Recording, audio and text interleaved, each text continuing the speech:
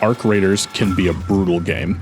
It's all too easy to have a swarm of hornets overwhelm us, or have an enemy shoot us in the back. And when you die in this game, you lose everything. If you're struggling to get started in Arc Raiders, or you've just installed the game and you're looking for some guidance before you load up and ship out, look no further. Hi, I'm Funny Man, and today I'm gonna show you how to get the best start in Arc Raiders. Before we head up topside for some raids to gather some supplies, we're going to want to take a look at our settings first.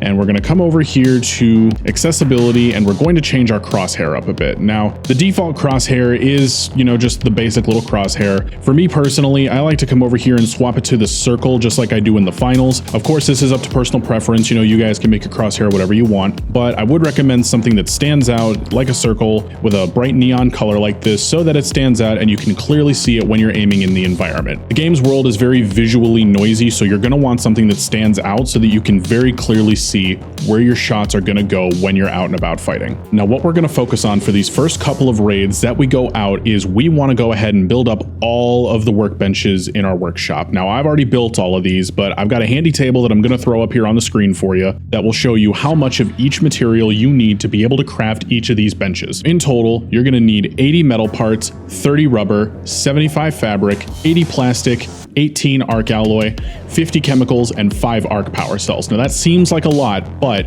it's really simple when we get down to it. If we come over here and take a look at our stash, we can go ahead and recycle components that we find down into smaller ones. So let's say you're out and about and you find this surveyor, you can break this down into mechanical components and arc alloy. So just because you're not finding the exact raw materials that you need doesn't mean that you can't break down some loot into what you do need it to be. As you can see here, I've got about a dozen games under my belt, and I've already got over 100 rubber, close to 100 plastic, over 50 metal, and over 50 fabric, and well over 100 chemicals. So you're able to stack these things up relatively easily once you get in and you start getting some loot. Now, to start the game off with, you're only going to have the dam battlegrounds available to you. The practice range becomes available to you once you've played 4 rounds, but you are going to start out in the dam battlegrounds. Now, while we're playing these first few games, just to go ahead and gather up some resources, we're not actually going to touch our stash at all. We're going to come up here to the free loadout. The free loadout is going to give you a random set of low-level gear that you can go in with and have no strings attached to your raid whatsoever. You can go in, get your stuff, and leave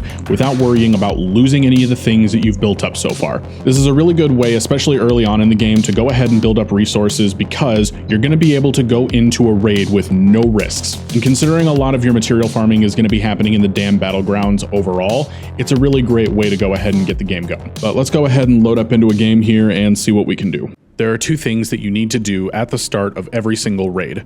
Check the clock and check your map. Arc Raiders has a system where you will dynamically spawn into a game at a random time and location. You could spawn in for a full 30-minute session, or you could spawn in with as little as 18 minutes left until the bombs drop. So at the beginning of every round, check the time and check your spawn location. Each map has a mixture of open terrain as well as hot zones for loot and arc enemies. The areas of the map outlined in yellow have slightly better loot than the unhighlighted areas, and the red zones have the best gear, but also the highest probability of you running into some serious resistance, as well as other players looking for a slice of the loot. Do not enter unless you are ready and willing to fight, or you've taken Master Splinter's ratting class. When your pockets are full, leave. Unless you're specifically doing a quest, there's no point in staying longer if you can't carry anything else. When you're ready to go, you'll need to make your way to one of the exits on the map. Service elevators are open to everyone, but they're loud and take time to open. They will also become disabled the longer the round continues, leaving but one last ride out of there that more often than not will be very hotly contested. The other option, which we'll see later, is a raider hatch. By obtaining special keys either through quests, looting, or commerce, you can use a hatch that's quicker, quieter, and further away from the action. These hatches don't become locked off throughout the round, but be warned. In some of the more intense map scenarios you can find yourself in, such as night raids, these hatches will be unavailable, and your only way back down will be one of the elevators, which will be heavily guarded by the Arc. Alright, so here we are loading in on the north side of the map. We loaded in during the beginning of the game, so we have all the time in the world to go ahead and loot up. Now, spawning over here by Ruby Residence or Pale Apartments is actually pretty good when you're just loading in, starting out, because there's a lot of loot to be had in these buildings that you can go ahead and break down for scrap. And then depending on your game, you either have Central Swamp Lift or North Complex Elevator to go ahead and get out at once you're done. Okay, so we got chemicals there. Spring Cushion can get broken down into steel springs, and all these steel springs can get busted down into metal parts. And we hear another enemy in here. In Arc Raiders, you need to be prepared for any person not on your team to try and open fire on you. There are many people who are friendly and willing to join up and quest with you, and there are many people that just see you as prey. If whoever you come across does not have a microphone, assume they are hostile until they emote at you to not shoot and put their gun away. We'll discuss the starting weapons a bit more later, but just know that you will die very quickly to enemy players, so be sure to take every fight carefully and really evaluate if you actually want to fight someone before trying to ambush them. Hey, no hard feelings. Everybody been shooting at me first all day. I want to wish you luck on your journey, but I'm going to have to take some of this.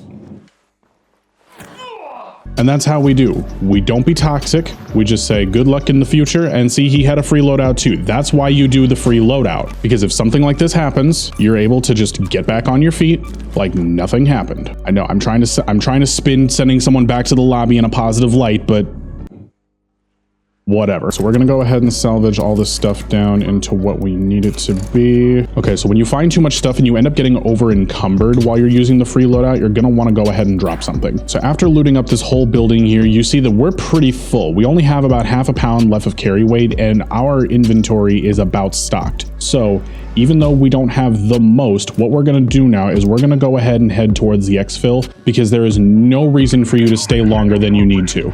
Especially when you're just starting out and you're building up your resources, you wanna just get in, get what you can carry, and leave. Okay, and because I just found a quest over here, I did find a Raider hatch key, so we are gonna just go ahead and use that real quick because the free loadout does not have a prison pocket. Okay, Raider hatch key, return to Speranza, and we're safe. All of these items that has something that looks like a loading symbol in the corner, that's all the new gear you've picked up. Don't forget to unload your backpack before you go back in, because it takes so long to just tab through everything to get it out. Back in Speranza, after our first raid, there's a couple of things that we're gonna do. First off, we're gonna come over here to Scrappy. Scrappy will gather the raw materials that you need to build everything while you're out and about on the surface. So as you can see, after this raid, we got 5 metal parts, 5 fabric, 5 plastic, 5 chemicals, 5 rubber, and 5 seeds. So just go ahead and claim all that. And then we're gonna go ahead and tab over to our inventory here. And the 2 weapons that we got are, we got the Pharaoh from our loadout, and then we got the kettle from the one raider that we took down. Now, in terms of starting weapons, the Pharaoh and the kettle is almost a perfect combo. The kettle is a really good weapon for taking out other players, especially when they get aggressive on you. You can use the Pharaoh to crack their shields, and then swap to the kettle and spray them down to take down the rest of their health. But you may notice something else now that we're back. We now have a free loadout augment in our inventory. Now, this augment doesn't do anything, but what we're gonna do is we're gonna go ahead over here to the traders, and we're gonna go to Lance at the clinic. So as you can see here, there are the 3 basic loadout augments you can get from Lance. You can get the Combat Mark 1,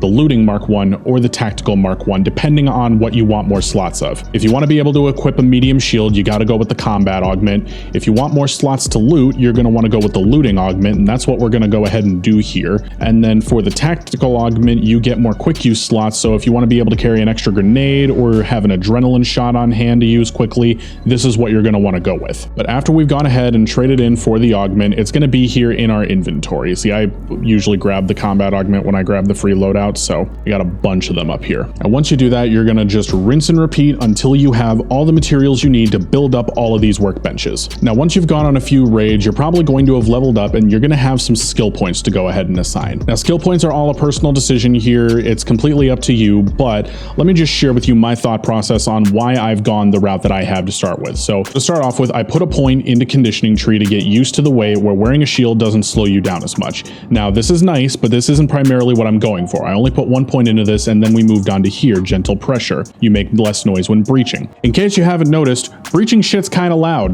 And I don't know about y'all, but if I heard someone being loud as a Karen at a lemonade stand in the fucking wasteland, I'm gonna go run after them and shoot them. So making less noise while you're breaching containers is definitely useful, but then I dumped 5 points into Proficient Prior, which basically cuts the time that you need to breach doors and containers in half. It may not necessarily be half, it may only be like 30 or 40%. I haven't really tested it out or anything, but you can definitely feel the difference in your breaching speed with this perk maxed out, and I think it's well worth it, especially early on in the game when you're doing a lot of foraging through containers just to be able to try to find stuff. The next skill point I went for for is this in-round crafting skill point. This gives you the ability to pop open your inventory in the game and be able to craft a couple of small items while you're in the field, like shield rechargers or bandages that will help add to your survivability. You can even craft some grenades too if you're in a pinch. This perk is super useful, especially when you're doing a lot of scrapping in the early game. So I put a point into Agile Croucher to increase movement speed while crouching. I then put a point into Revitalizing Squat to increase stamina regen while crouched, and then I put my point into in-round crafting. Another good perk on the survival side of the tree is Looter's Instinct. When searching a container, loot is revealed faster. This mostly helps when you're searching things out in the open and you want to just get the stuff that's in there and get out. And Silent Scavenger is not bad, I don't think. I haven't really gotten this perk yet, but I don't notice looting making a whole lot of noise as is, aside from containers opening, so I don't know how useful this perk is going to be. After we go ahead and get the in-round crafting perk, we're going to come over here into the mobility tree, and we're going to go ahead and dump points so that we can get up to this perk here, Youthful Lungs, so increase your max stamina. Your movement in this game is your lifeline. Much of this game takes place out in the open, and you're going to want to have enough stamina to be able to get from place to place, from cover to cover, without getting absolutely mollywopped. If you run out of stamina out in the open and someone's looking at you, you're more than likely screwed. The perk that comes before that, Marathon Runner, is really useful too. Moving around costs less stamina. This means that when you're sprinting, it's not going to take as much stamina for you to go ahead and move faster. So combine these two perks together and you're going to have a lot more longevity when you're up top. All in all, from what I've seen here, the perks at the end of the skill trees aren't necessarily great, so don't feel like you have to dump a whole bunch of skill points into just one tree to go ahead and try to beeline one of the end perks. There are only two that I think are really worth kind of going after, and that would be Security Breach and Back on Your Feet, but you have to put 36 points into any one of the given skill trees in order to get to the ultimate perks on them, and I gotta say, I don't really think it's all that worth it. I think the perks at the beginning of the skill tree are gonna be the most useful, and we'll go ahead and see if that changes later down the line when we go ahead and level up our characters some more. But for the time being, I'm going to focus on putting some points into mobility, and then we're just going to kind of see where the wind takes us. Okay, so now that we've talked about how to level up early on, let's go ahead and go to the practice range to take a look at some of the weapons that you can get early on in this game, because there are 5 white level rarity items to choose from in this game. There's the Pharaoh, the Kettle, the Hairpin, the Rattler, and the Stitcher, and they all vary greatly from one another. So let's start off with the Pharaoh here. It packs a punch but must be reloaded between every shot. It uses heavy ammo and its arc penetration is very strong. As long as you're placing your shots correctly, you can easily 1 to 2 shot a Hornet or a Wasp. It's not the best weapon to use against other players simply because you have that long reload time in between shots, but that's where your gunsmithing bench is going to come in, because if you can upgrade a Pharaoh to level 4, which you can do without upgrading the bench at all. This is Editing Funny Man letting you know that this is wrong and you can only upgrade a weapon to level 3 without upgrading the gunsmithing bench. The reload time on it gets drastically cut down and it's much more viable to use against other players. But a low level Pharaoh can still be useful against other players. What you're going to want to do is you're going to want to pop 1 shot to break shields, and then you're going to swap to your other weapon and just start spraying. It's going to kind of remind you of Fortnite, where you'd tap someone with your pump and then swap to your SMG and start spraying down. But while we're on the topic of the other weapon, let's go over to the Kettle here. It's quick and accurate, but it has low bullet velocity and takes a long time to reload. So the way you reload the Kettle is you pop that canister off the top there, and you got to place it down on top here. As you upgrade it, the reload time on it goes down once again, just like the Pharaoh, so be sure to try to upgrade the Kettle with some basic components to level 4 if you can. The Kettle is a single fire weapon though, so you are going to have to make sure that your trigger finger's on point and that you can keep up with the recoil of a single shot weapon at range. Target dummy 20 meters away. The recoil on that gets wider and wider with each shot, so what you'll probably want to do is you'll probably just want to pace yourself if a target is far away. Next up, we've got the Rattler. It's a cheap offensive option, but has to be reloaded 2 bullets at a time. So the Rattler is a fully automatic assault rifle that uses medium ammo, and it does a decent amount of damage, but it doesn't have a very large magazine to start off with, and you have to reload it 2 bullets at a time by hand. If you're hitting all headshots, the Rattler still isn't enough to go ahead and down someone from full health with the 10 shots in its magazine. So I really recommend you don't try to bring a Rattler in unless you have it upgraded somewhat so that you can take advantage of the larger magazine size. And speaking of weapons that you really shouldn't bother with, we have the Hairpin. Don't use this. The Hairpin is a pistol that comes with an integrated silencer, and while that sounds great, in practice, it's not very good. You have to manually cock this gun back every single time you shoot a shot. Just about the only thing the hairpin is good for is taking down some of the lighter arc enemies, specifically the wasps. One of the thrusters on the wasps can generally speaking be taken down in just 2 shots from the hairpin, which makes it not completely useless, but even when you end up upgrading it, it's really just not worth using. And finally, for the white weapons in the game, we have the Stitcher. Now, the Stitcher is just great. The Stitcher is an SMG that uses light ammo and it has a high rate of fire, which makes it really good for when an enemy is up close and personal. So let's say an enemy sneaks up on you.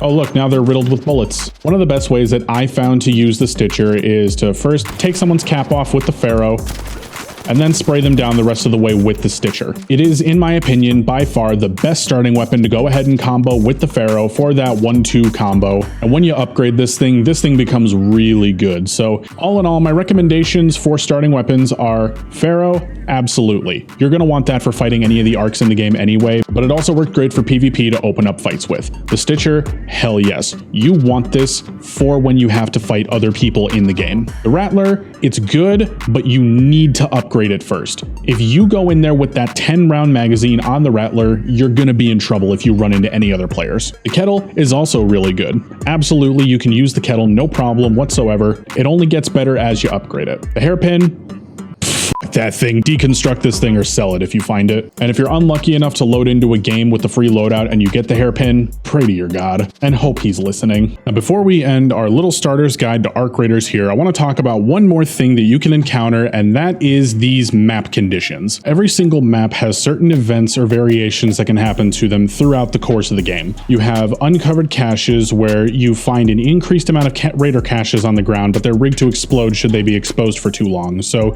you have to go and find them, and then if you don't loot them quickly, they explode. Okay, every map also has night raids where there are fewer active return points, there are no raider hatches, so you have to come back in one of the service elevators, and they have increased loot value, but there are also increased arcs out and about. So you really have to think about, do I want to go ahead and risk some of the gear that I've already attained to have a better chance at this night raid? Or do you want to say f it and go in with a free loadout and say, whatever, if I lose it, I lose it. I don't care, but I have the potential to come back with a lot of good stuff. It's definitely a big trade-off that doesn't really have a wrong answer, and not every map gets the same events either. So there are some maps that have map-specific events like prospecting probes, the harvester, the husk graveyard, the launch tower loot, and last but not least, you can inspect any and all of the maps before you load into them to go ahead and get a general sense of what the map is like before you head onto it for the first time. It's not the most useful tidbit once you've played the game a little while and you're kind of used to where all of the points of interest are throughout the map,